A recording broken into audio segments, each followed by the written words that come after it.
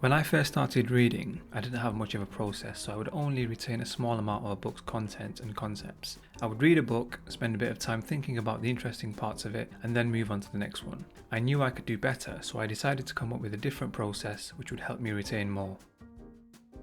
After doing a bit of research, I found that there were certain techniques I could use to retain more of what I had read. The first change I made was to highlight any passages on my Kindle app of text that I found interesting or wanted to remember in the future. The main purpose of this was to just let me know which part of the text I wanted to revisit in the future. With most books, there is usually only about 20% of useful content. The rest is just filler, which is of course required for the author to illustrate their points, but it's not useful to us in the long term.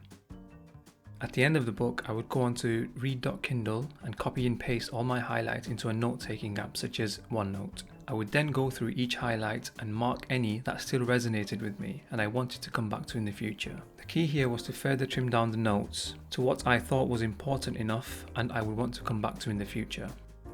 Once I had all the marked highlights, I would go through them and group them by chapter or concept. This meant that I had a succinct group of bullet points for each chapter and concept. I would then write these out in my own words, as it is proven that writing something out in your own words helps you retain it as you force your brain to process the information in a more detailed way, and this helps you successfully load that information into your memory.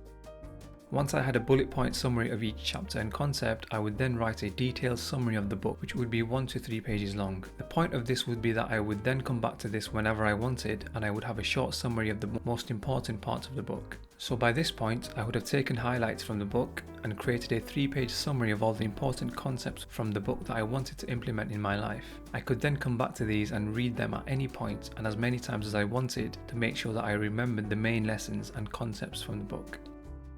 I would then go on to create a list of actionable insights from the book that I wanted to implement in my life. I would then implement these actions to my life and measure them to make sure that the knowledge that I was gaining from the books was being implemented into my life. The reason for this is that reading is great for your growth, but this only happens if you apply the lessons to your life, otherwise you just end up being a knowledge junkie.